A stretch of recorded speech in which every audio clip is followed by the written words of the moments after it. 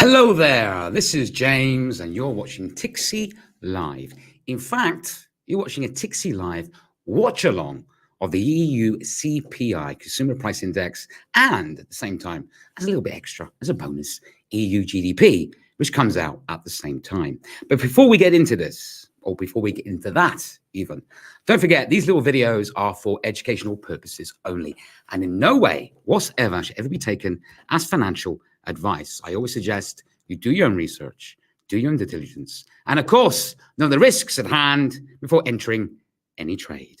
Now, with that out the way, let's get started with this watch along. So yes, indeed, straight after the 11 o'clock, so that the 8 o'clock broadcast, we're starting this.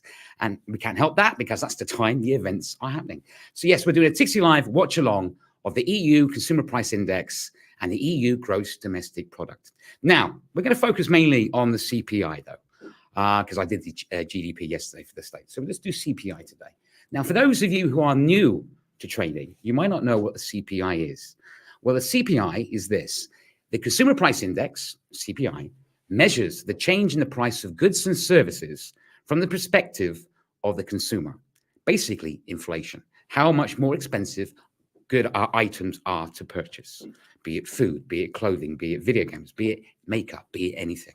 So it measures the rise in price of the day-to-day products the consumer needs to buy. Hey to you too as well. Hello there.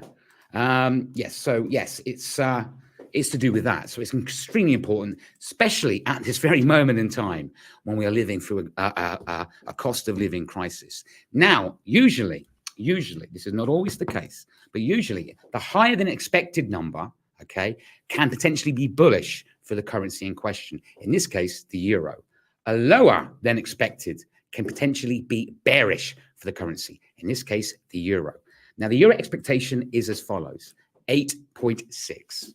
This is the expectation of the EU CPI, 8.6. If you compare that to all the inflation rates around the world currently, UK is currently at 9.4%, US 9.1, Germany 7.5, Italy 8, France 6.1, Canada 8.1, Spain 10.8, and Australia 6.1. Like I mentioned, I was right, like I mentioned this morning.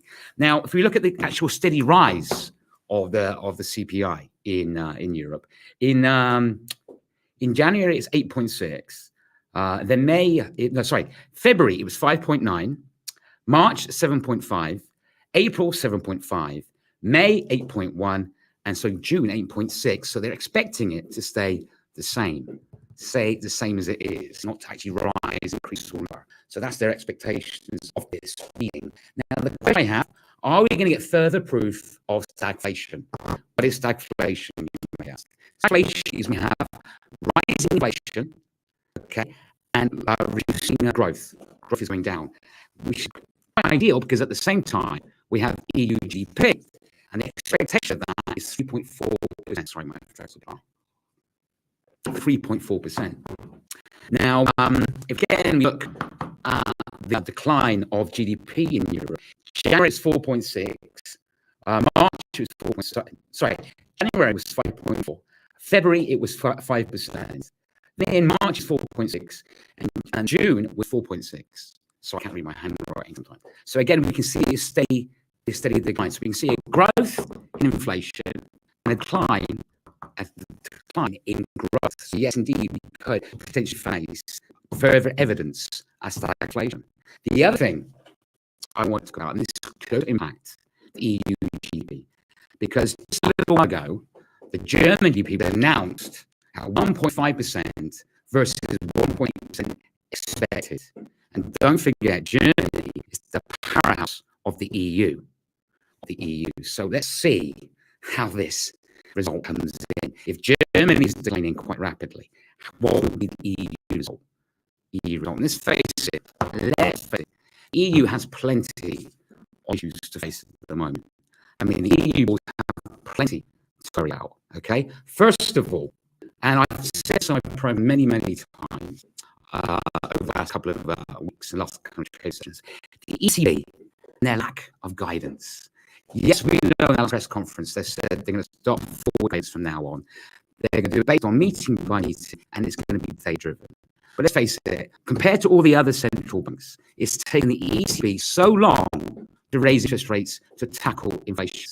So the interest rate now is 0.50. If you compare it to the United States, 2.5, UK, 1.25, like I say, Canada, 1.7, was it 2.75 now, I think, in Canada.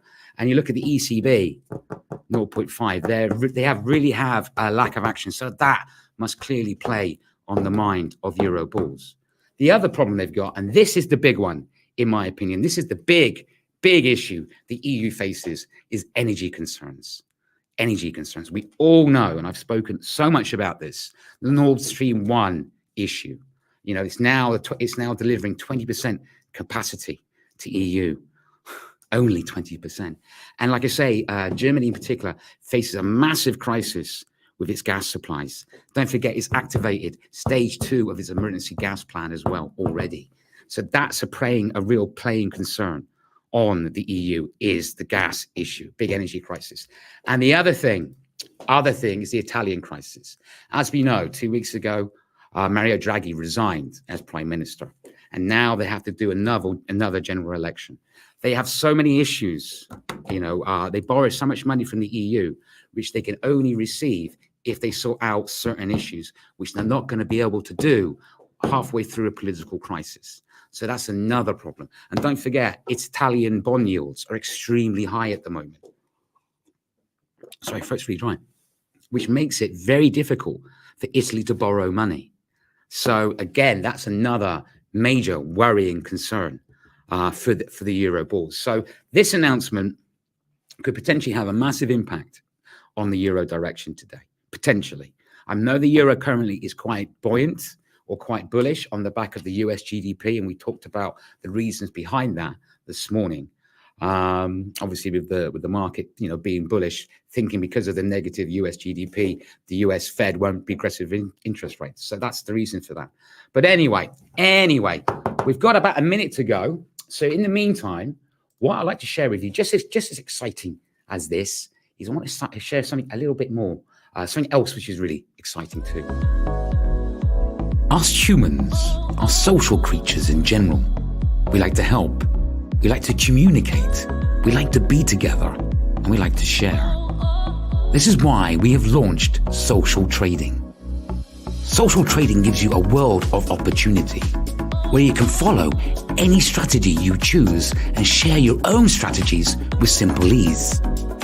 And best of all, there is no need to download or open another account. All this is available for you on your own trading dashboard. Experience social trading now with tixee. So yeah, the social trading is available now. It's a very exciting platform. It's available on your dashboard. So yeah, really exciting. I will be doing some tutorials on how to use that, how to become a strategy creator, and how to actually become a strategy follower. So look out for those. So anyway, now here we go. We have now got 10 seconds to go. I am getting a better data source today, as opposed to yesterday's mistake. So I've changed my data source for the announcement. So here we go. Okay. Let's pull up the euro right now as well. Sorry, I forgot about that. I was too busy looking at the numbers. Right. Okay. Right. Prepare yourself. EU CPI year on year comes in at 8.9%, opposed to 8.6% expected. That is a lot higher than anticipated. That's close to the US 9.1%, and it's bordering, looking at the UK CPI of obviously 9.4%. So that is shocking. That is shocking. At the moment, the EU is not, the euro is not reacting to this, but that is a shocking number, 8.9%. And their interest rates are 0.5. And the ECB are very dovish. How are they going to fight this? Right, let's wait for let's have a see if we can see what the EU GDP is. So yeah, I'm surprised by that, because it's been steady for the last 2 months, 8.6, coming at 8.9. Let's have a look what else, see if the GDP is coming in yet. See what that is. Right, see what that is. What's that? Right, still waiting for the EU GDP. Any minute now, it should be coming in. Any minute now. Let's have a look. Let's pull up the euro yen as well. We're at it. See what the effects on the euro yen is. Very little impact at the moment. Come on, let's have a look. Right. Wait, I mean, obviously that figure surprises me. It really does. 8.9. 8.9. 8.9. Right, come on, let's find the GDP, see what that is. See if we got further evidence of stagnation. Gross domestic product. Okie dokie. Okay, well, that's slightly better. Gross domestic product is actually coming at 4%. 4% versus 3.4%. So that's slightly higher than anticipated. So both is higher. One on the negative side of things, if you look at it, 8.9, and the other one is slightly better at 4%. So what we're seeing a little bit of euro strength. Like I say, sometimes if it comes in higher is good for the currency. So it's got a slight spike, well, not really a massive spike, but it's got a little bit of strength against the euro yen, but 4% with the GBP. So that is better as well. Well, higher than expected as well. So that's something. That is something else. Right, see how the euro dollar, so we've got any movement on the euro dollar. Again, not much movement on that. It's paying not a lot of attention.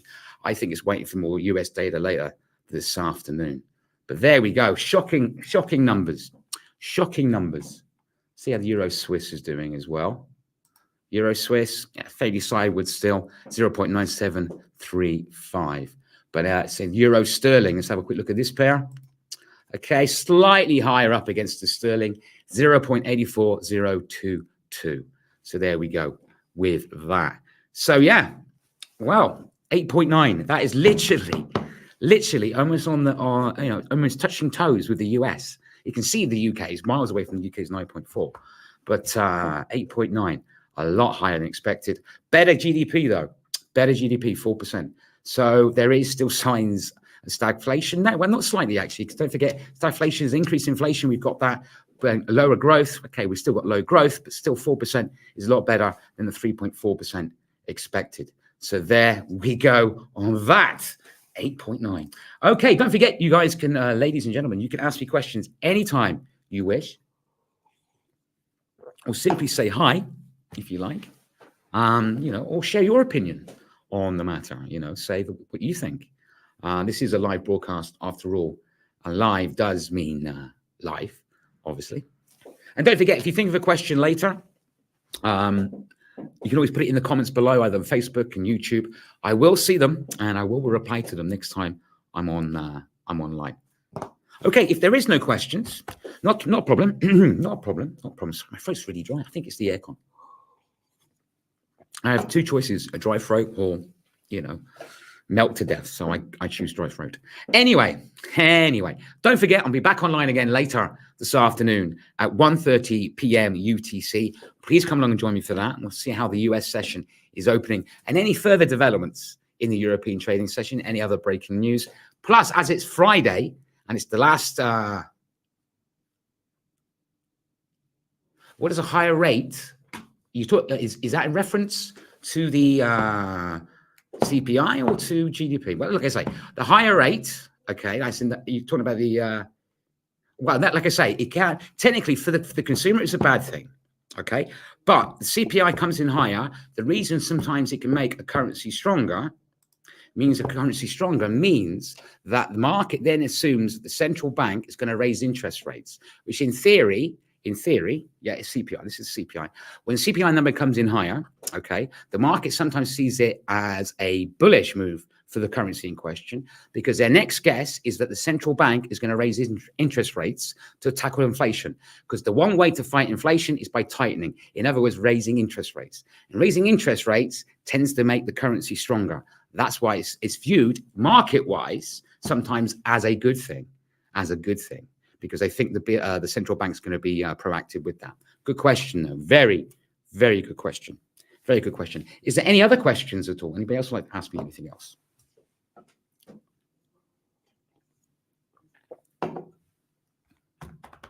Okay, not a problem. But a great question there by that young lady. So I really appreciate that.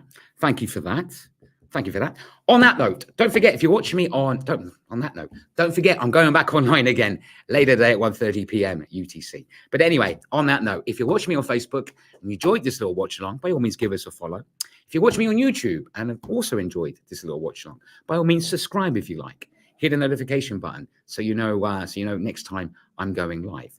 If you enjoyed this watch along and found it interesting, useful, and you put up with me, my enthusiasm for the markets, which I can't help because I love the markets, then give me one of those.